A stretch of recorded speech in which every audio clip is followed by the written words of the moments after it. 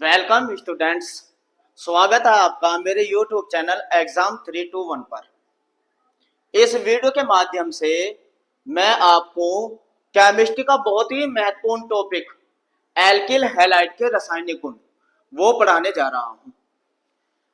देखिए, आपको क्या क्या करना होता है। आप जब रासायनिक अभिक्रिया करते हैं तो आपको बहुत परेशानी होती है।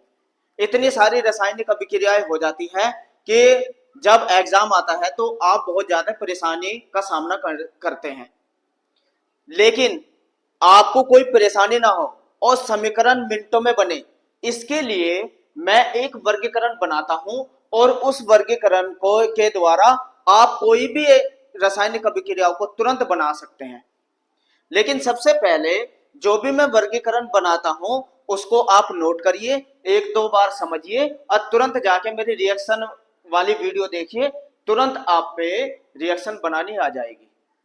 सबसे पहले हमारे सामने यही चुनौती होती है कि जब एग्जाम में रिएक्शन आती है तो हम समझ नहीं पाते कि ये कौन सी रिएक्शन है और कैसे हैंडल करें। हम क्या करते हैं, रासायनिक अभिक्रियाओं को याद करने की कोशिश करते हैं। तो कभी भी आपको केमिस्ट्री में रासायनिक अभिक्रियाएं याद करने की जरूरत नहीं है। हाँ, अगर आपने जो मैं वर्गीकरण बना रहा हूं अगर वो किया हुआ है तो देखिए रासायनिक अभिक्रियाएं कितनी आसानी से हो जाती है। तो आइए मेरे तरीके से आप रासायनिक अभिक्रियाओं को करेंगे तो आपको कभी भी एग्जाम में कोई परेशानी नहीं होने की रिएक्शनों को करते समय। तो आइए चलिए मैं बना देता हूं एक एल्किल हैलाइड के रासायनिक गुण का वर्गीकरण। इसको अच्छे से समझिए। देखिए तुरंत रिएक्शन कैसे बनती है आप समझिए। जब भी आपको कभी भी रिएक्शन करनी हो तो इसी तरीके से आप एक वर्गीकरण कीजिए, तुरंत रिएक्शन बनानी आ जाएगी। देखिए इस तरीके से आप समझिए, एल्किल हैलाइड या हेलोएरिन भी कहते हैं इसको, के रासायनिक गुण जिसको कि हम Rx कहते हैं, इसके रासायनिक गुण। अब ये आप समझिए, एल्किल हैलाइड के रासायनिक गुणों को हम चार भागों में बांटकर उसको अच्छे से समझेंगे। वे चार कौन कौन से अभिक्रियाएं हैं जो एल्किल हैलाइड को आपको थोड़ा सा ध्यान रखना है।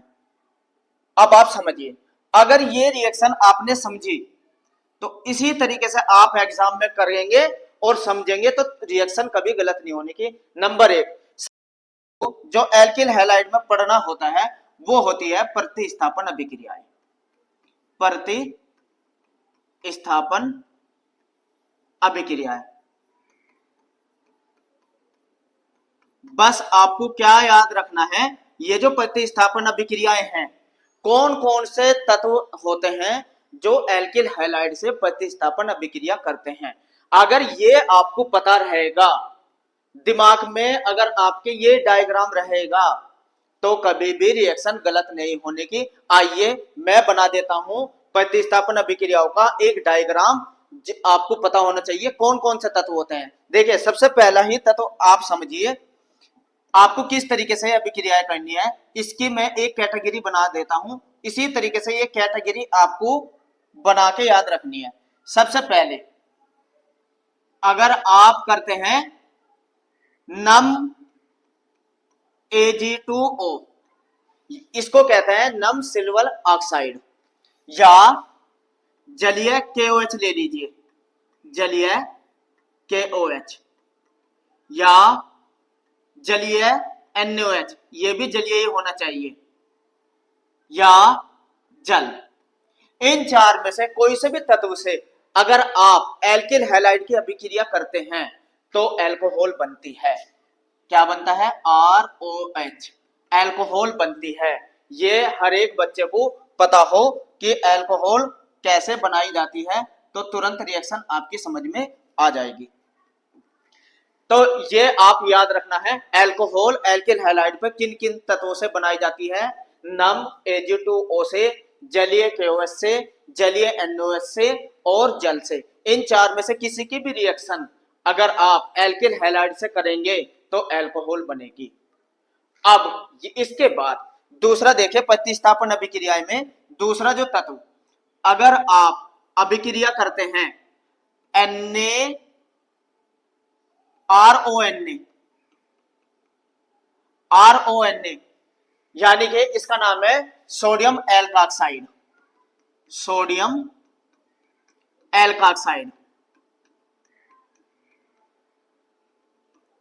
अगर इसी की भी अभिक्रिया, सोडियम एल्काक्साइड की भी अभिक्रिया अगर आप RX पे करते हैं, एल्किल हैलाइड से करते हैं, हेलो एरिन से करते हैं, हेलो एल्केन से करते हैं, तो अब आप ध्यान रखना कि ईथर बनती है, ईथर। और आपको यह भी पता हो ईथर किसको कहते हैं, जब दो एल्किल ग्रुप के बीच में ऑक्सीजन का परमाणु आता है, इसे ईथर कहते हैं। और ये ईथर बनाने की विधि भी है। तो ये डायग्राम में आपको याद रखना है, सोडियम एल्काक्साइड की अभिक्रिया से ईथर बनता है। तीसरा तत्व, ये आप प्रतिस्थापन अभिक्रिया पढ़ रहे हैं, सिर्फ एक बार इस डायग्राम को दिमाग में बिठाइए और तुरंत रिएक्शन होनी शुरू हो जाएगी। तीसरा तत्व, मोनोकार्बोक्सिलिक अम्ल का सिरवल लवण। जब मैं रिएक्शन पढ़ाऊंगा तो आपको बताऊंगा मोनोकार्बोक्सिलिक अम्ल का सिरवल लवण। अगर इसकी भी अभिक्रिया आप एल्किल हैलाइड से कराते हैं तो एस्टर बनता है। क्या बनता है? एस्टर। अब एस्टर का फार्मूला भी आप सबको पता हो। एस्टर क्या होता है, जब दो एल्किल ग्रुप के बीच में COO ग्रुप आता है उसे एस्टर कहते हैं। जब दो एल्किल ग्रुप के बीच में COO ग्रुप आए उसे एस्टर कहते हैं। तो एस्टर एल्किल हैलाइड से एस्टर बनाया जाता है मोनोकार्बोक्सिलिक अम्ल के सिल्वर लवण के द्वारा। यह भी सभी बच्चों को पता हो। अब बहुत इंपॉर्टेंट अभिक्रिया, प्रतिस्थापन अभिक्रिया लगातार बोर्ड में पूछी जाती है और ये ही रहता है कि किस तरीके से इसको किया जाए। अगर अमोनिया से क्रिया कराते हैं एल्किल हैलाइड की, इसे कहते हैं अमोनिया। अमोनिया से अगर क्रिया कराते हैं तो अब आप मेरी बात पे ध्यान दें, बहुत इंपॉर्टेंट अभिक्रिया है। अमोनिया जो जब भी एल्किल हैलाइड से अभिक्रिया करता है तो प्राथमिक, द्वितीय, तृतीय तीनों प्रकार की प्राथमिक एमीन प्राप्त होती है। यानी कि प्राथमिक एमीन भी बनेगी, द्वितीयक भी बनेगी, तृतीयक भी बनेगी, प्राथमिक, द्वितीयक, तृतीयक एमीन प्राप्त होती है, प्राथमिक एमीन। और वह चतुष्क अमोनियम यौगिक का मिश्रण भी प्राप्त होता है। चतुष्क अमोनियम यौगिक का मिश्रण भी प्राप्त होता है, ये आप सबको पता हो। तो ये डायग्राम अगर आप एक दो बार दोहराएंगे तुरंत आपके रिएक्शन में कभी गलत नहीं होने की। बस इस डायग्राम को देखते जाइए किस तरीके से ये डायग्राम बनाना है। अब हैलोजन विनिमय, जो हैलोजन विनिमय है ये आप पहले भी रिएक्शन पढ़ के आए हैं, तो मैं दोबारा भी ये आ रही है, इस दोबारा देखिए। हैलोजन विनिमय, हैलोजन विनिमय दो तरीके से होता है। अब नंबर एक, ये दो तरीके से समझिए। अगर हैलोजन विनिमय मतलब हैलोजन का बदल जाना NaI से करते हैं, NaI की अभिक्रिया कराते हैं RX पे, एल्किल हैलाइड पे, तो RI बनेगा, एल्किल आयोडाइड बनेगा। और ये अभिक्रिया फिंकलेस्टाइन कहलाती है। फिंकलस्टाइन नाम से भी ये अभिक्रिया आती है, फिंकलस्टाइन अभिक्रिया। ठीक है, यह हैलोजन विनिमय आप जरा ध्यान से समझते रहना, आप देखते रहना हैलोजन विनिमय। ठीक है, अब समझिए। और इसके बाद अगर ये अभिक्रिया आप कराते हैं AgF से या Hg2F2 जिसमें F आता है, जिस धातु के साथ फ्लोराइड का अणु होता है, यह भी हैलोजन विनिमय करता है और बनता है RF। और फिर ये अभिक्रिया कहलाती है स्वार्ट्स अभिक्रिया। ये आपको पता हो, ये भी एक नाभिक प्रतिस्थापन अभिक्रियाएं हैं जो आप पढ़ रहे हैं। आपको पता होना चाहिए कौन कौन सा तत्व प्रतिस्थापन अभिक्रिया करके क्या क्या बनाता है। देखिए रिएक्शन तो मैं आपको करा ही दूंगा, जब तक आपको ये डायग्राम नहीं पता रहेगा तो रिएक्शन में कंफ्यूजन रहेगा। हाँ, ये डायग्राम एक दो बार आप दोहराइए, तुरंत रिएक्शन बनाना बहुत इजी हो जाएगा, ये गारंटी है। इसके बाद जब मैं रिएक्शन कराऊंगा तुरंत आपकी समझ में आता जाएगा। अब आप देखिए नेक्स्ट, प्रतिस्थापन अभिक्रियाओं के तत्वों के नाम आपको पता हो, कौन कौन से तत्व प्रतिस्थापन क्रिया करते हैं। अगर अभिक्रिया आप कराते हैं KCN से, बहुत मोस्ट इंपोर्टेंट अभिक्रिया है KCN, पोटेशियम साइनाइड या पोटेशियम नाइट्राइल भी कह सकते हैं इसे। CN का मतलब होता है, कहीं भी लिख लीजिए CN अगर आए, साइनाइड, साइनाइड या नाइट्राइल भी कहते हैं, नाइट्राइल, ये सभी को पता हो। जब इसकी क्रिया कराते हैं तो RCN बनता है, एल्किल साइनाइड बनता है। बिल्कुल ध्यान दे बातों पे, एल्किल साइनाइड बनता है।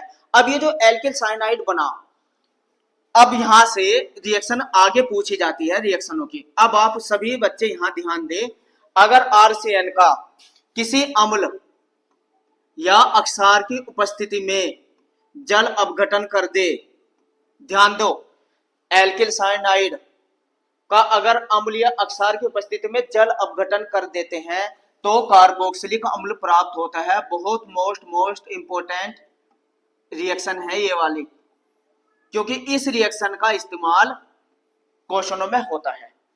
इसलिए सभी बच्चों को ये ध्यान रहना चाहिए, RCN का अगर अम्ल या अक्षार की उपस्थिति में जल अपघटन करते हैं तो कार्बोक्सिलिक अम्ल प्राप्त होता है। अब इसी तरीके से अगर आप अपचयन कर दे RCN का, अपचयन, और किसकी उपस्थिति में, H2Ni की उपस्थिति में अगर अपचयन कर दे, अपचयन, तो प्राथमिक एमीन बनती है। क्या बनती है, प्राथमिक एमीन। देखिए इसे, इस डायग्राम को थोड़ा समझने में आपको समय लगेगा, लेकिन अगर एक बार ये डायग्राम समझ में आ गया तो बोर्ड में कभी भी रिएक्शन आप गलत नहीं कर सकते, ये तो गारंटी है। बस आप इस डायग्राम को समझते चले, तुरंत सारी रिएक्शन याद हो जाएंगी आपके। नेक्स्ट, AgCN की जगह, अगर AgCN की जगह आपसे पूछ लिया जाए, अगर कहा जाए KCN की जगह अगर दे दिया जाए AgCN, AgCN इसको कहते हैं सिल्वर साइनाइड, CN है ना, लेकिन यहां अलर्ट देखिए, KCN से आए तो RCN बनेगी, अगर AgCN से आए तो RNC बनेगा। ये क्यों बनता है, जब रिएक्शन बनेगी जब मैं आपको समझाऊंगा। NC अगर कहीं भी आपको लिखा मिले तो इसे आइसोसाइनाइड कहते हैं, आइसोसाइनाइड। ये बात का ध्यान रखना सभी स्टूडेंट, इसलिए दोनों ही अभिक्रिया इंपोर्टेंट हो जाती है, ये भी ए भी। और यहाँ अलर्ट होकर इस रिएक्शनों को समझे कि अगर KCN से क्रिया कराए तो एल्किल साइनाइड बनता है, और अगर AgCN से क्रिया कराए तो एल्किल आइसोसाइनाइड बनता है। अब यहां भी इसी तरीके से, अगर इसका भी हम दो तरीके से ये रिएक्शन आगे होती है। अब आप इन दो तरीके से समझिए ये भी, अगर किसी तनु अम्ल की उपस्थिति में, तनु अम्ल की उपस्थिति में जल अपघटन कर देते हैं, याद रखना, तनु अम्ल की उपस्थिति में जल अपघटन कर देते हैं। यहां तुलना देखिए, यहां कार्बोक्सिलिक अम्ल बना था, इसमें कार्बोक्सिलिक अम्ल तो बनेगा ही, कार्बोक्सिलिक अम्ल, और प्लस कार्बोक्सिलिक अम्ल के साथ साथ इसमें प्राथमिक एमीन भी बनेगी, दोनों का मिश्रण प्राप्त होता है। इसलिए बहुत ज्यादा इंपॉर्टेंट है ये वाली अभिक्रियाएं भी। देखिए ऊपर वाले में देखिए और नीचे वाले देखिए, यहाँ कार्बोक्सिलिक अम्ल बना है और यहाँ कार्बोक्सिलिक अम्ल के साथ प्राथमिक एमीन दोनों बनते हैं। अगर एल्किल आइसोसाइनाइड बहुत मोस्ट इंपोर्टेंट अभिक्रिया है।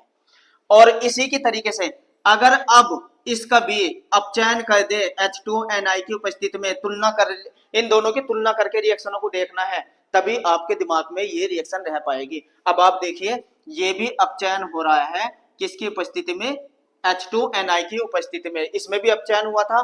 तो यहाँ क्या बन रहा, प्राथमिक एमीन। तुलना करिए, यहाँ द्वितीयक एमीन बनेगी, द्वितीयक एमीन। याद रखना, अगर साइनाइड का अपचयन करते हैं तो प्राथमिक एमीन बनती है, आइसोसाइनाइड का अपचयन करते हैं तो द्वितीयक एमीन बनती है। तो ये डायग्राम आप एक बार अच्छे से समझते चले, कभी भी रिएक्शन नहीं गलत होनी, ये तो गारंटी है। नेक्स्ट देखिए, अब आप जरा समझिए, इसे इधर कह देते हैं। अब आप रिएक्शनों को समझिए।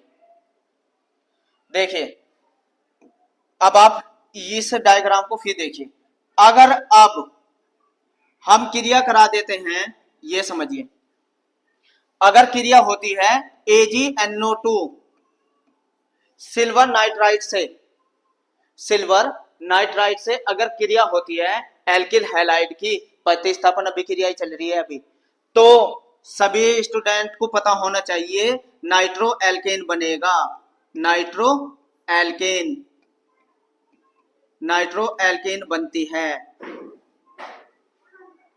नाइट्रो एल्केन बनती है।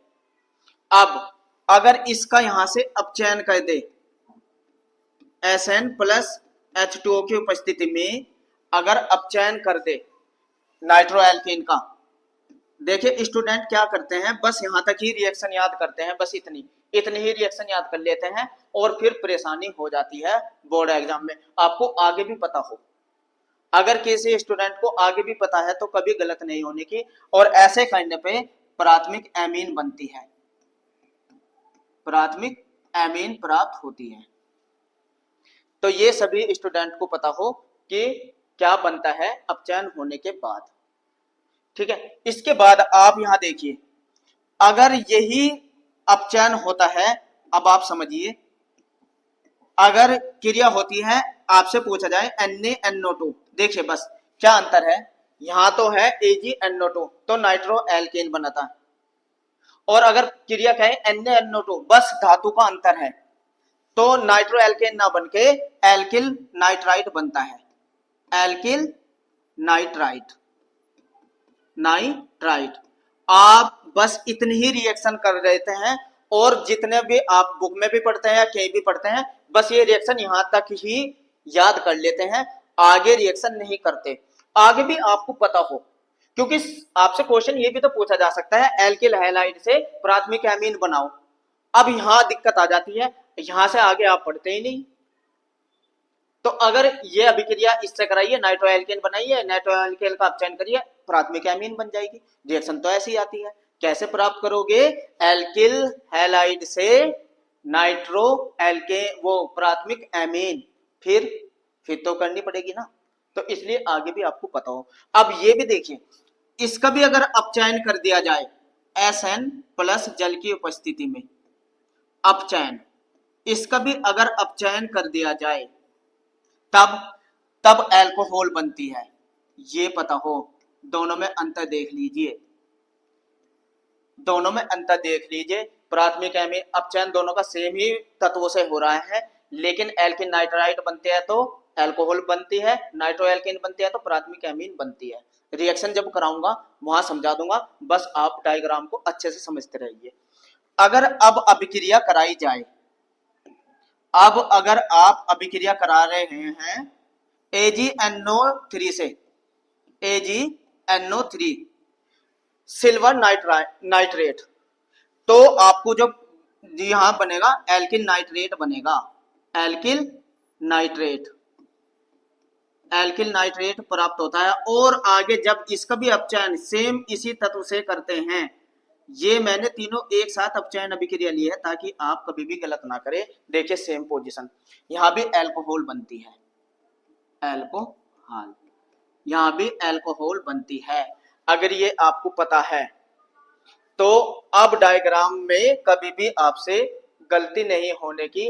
अब आप ये देखिए, अब आप देखिए जरा इस डायग्राम को, ये देखिए, ये आपने पढ़ी अपचयन अभिक्रिया। एक बार आप सब इस अपचयन अभिक्रिया को देख लीजिए। अब याद करने का तरीका, अब कहेंगे सर इतना कैसे याद करें, मैं कब कह रहा हूं इतना याद करिए। बस आपको क्या काम करना है, एक बार आपको ऐसे लिख के देख लेना है जैसे मैं आपको समझा रहा हूं।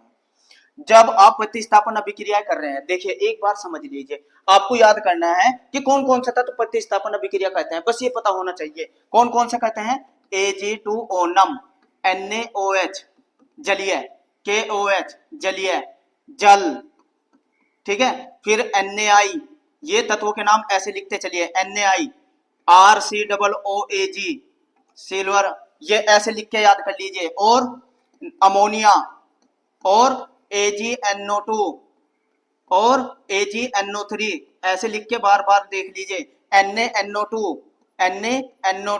KCN, AgCN, बस ये वाले तत्व आपको पता हो कि ये प्रतिस्थापन अभिक्रिया करते हैं और क्या बनाते हैं वो डायग्राम में। बस आप एक दो बार ऐसे तत्व लिखिए, आपको इतना पता हो बस रिएक्शन में एल्किल हैलाइड से कौन कौन से तत्व अपचयन अभिक्रिया प्रतिस्थापन अभिक्रिया दिखाते हैं। अगर आपको ये पता है तो फिर तो रिएक्शन कभी गलत नहीं होने की। ऐसे ही बार बार दोहराइए कि अगर कोई भी आपसे क्वेश्चन करे कि एल्किल हैलाइड से प्रतिस्थापन अभिक्रिया कौन कौन से तत्व कहते हैं, तुरंत नाम लेना शुरू कर दीजिए। इनमें से 4-5 भी याद रहेंगे जब भी अच्छा है। अब देखते हैं विहाइड्रोजनीकरण अभिक्रिया। नंबर 2 पे आती है विहाइड्रोजनीकरण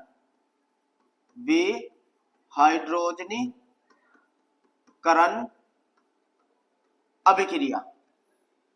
एल्किल हैलाइड की विहाइड्रोजनीकरण अभिक्रिया समझिए ये क्या होती है। बहुत मोस्ट इंपोर्टेंट अभिक्रिया होती है। इसमें करना क्या होता है, इसमें आप समझिए, इसमें जो एल्किल हैलाइड होती है, एल्किल हैलाइड, उसकी क्रिया हम करा देते हैं एल्कोहलिक KOH से, एल्कोहलिक KOH से। अब आप यहां ध्यान रखना, अगर आप ये जलीय KOH से कराते हैं तो एल्कोहल बनती है, लेकिन एल्कोहलिक KOH से अगर RX एल्किल हैलाइड की अभिक्रिया होती है तो एल्कीन बनती है, एल्कीन। ये बात ध्यान रखना, इसलिए बहुत ज्यादा इंपॉर्टेंट अभिक्रिया हो जाती है। अगर एल्कोहलिक KOH से कराते हैं तो एल्कीन बनती है, और अगर जलीय KOH से लेते हैं तो एल्कोहल बनती है। इसके साथ फिर आपको इसमें नंबर 3 अभिक्रिया जो आपको पढ़नी पड़ेगी वो हो जाएगी धातुओं से अभिक्रिया। धातुओं से अभिक्रिया, धातुओं से अभिक्रिया। अब आप समझिए धातुओं से अभिक्रिया, कौन कौन सी धातु एल्किल हैलाइड से अभिक्रिया करा के कौन सी रिएक्शन करते हैं ये आपको पता हो।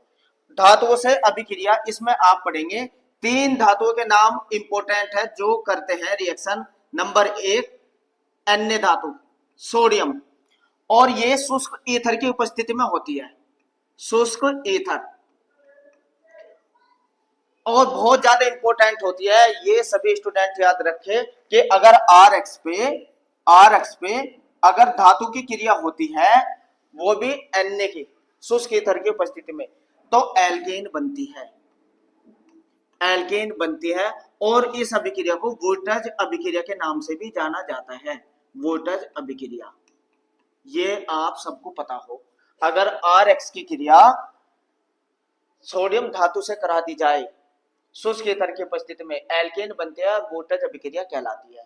इसी प्रकार अगर आप अभिक्रिया कराते हैं मैग्नीशियम धातु से, यह भी शुष्क ईथर की उपस्थिति में होती है, शुष्क ईथर, फिर बनता है ग्रिग्नार्ड अभिकर्मक, ग्रिग्नार्ड अभिकर्मक, जिसे RMgX कहते हैं। ये ग्रिग्नार्ड अभिकर्मक बन जाता है, ये भी सभी स्टूडेंट को पता हो। इसी के साथ जो तीसरी धातु होती है नंबर 3 Zn, ये भी शुष्क ईथर की उपस्थिति में ही होती है। तीनों की तीनों धातुएं शुष्क ईथर की उपस्थिति में क्रिया करती है।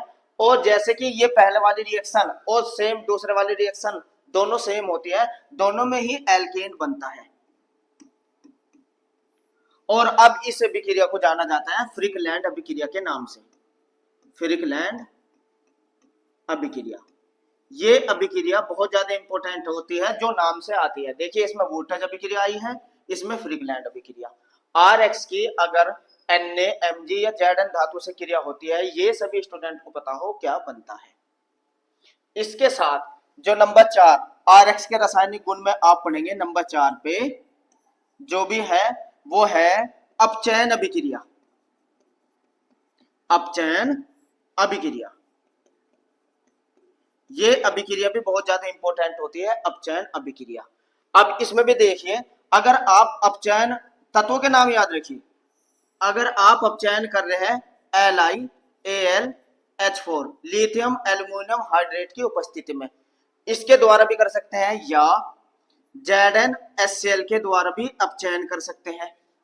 तत्वों के नाम याद रखना, या H2PDC इसके द्वारा भी अपचयन कर सकते हैं, ठीक है। और या रेड फास्फोरस के साथ प्लस ले लेंगे HI, इसके द्वारा भी अपचयन, इन चारों में से किसी को भी लेके अपचयन कर सकते हैं एल्किल हैलाइड का। बस सबसे एक ही चीज बनेगी, वो है एल्केन, और बहुत ज्यादा इंपॉर्टेंट होती है एल्केन बनाने की विधि। ये अपचयन अभिक्रिया भी बहुत ज्यादा इंपॉर्टेंट होती है। इसमें आप इन चारों में से किसी भी तत्व को लेके एल्किल हैलाइड पर अपचयन कर सकते हैं। इस तरीके से आपने इस वीडियो में सीखा एल्किल हैलाइड के रासायनिक गुणों का वर्गीकरण। रासायनिक गुणों का वर्गीकरण आपने इसमें पढ़ी 4 तरह की अभिक्रियाएं करता है एल्किल हैलाइड। नंबर 1 प्रतिस्थापन अभिक्रियाएं, नंबर 2 विहाइड्रोजनीकरण अभिक्रिया, नंबर 3 धातुओं से अभिक्रिया, और नंबर 4 अपचयन अभिक्रिया। अगर आप ये डायग्राम अच्छे से तैयार कर लेते हैं तो रिएक्शन तो बहुत इजी हो जाएगी आपसे बनानी। तो मेरी नेक्स्ट वीडियो में मिलते हैं एल्किल हैलाइड के रासायनिक गुण की जो समीकरण है प्रतिस्थापन अभिक्रियाएं, उसको जानेंगे। अगर वीडियो अच्छी लगी है तो लाइक करिए, कमेंट्स करिए और सब्सक्राइब करना ना भूलें। मिलते हैं नेक्स्ट वीडियो में। मेरे साथ जुड़े रहने के लिए थैंक्स।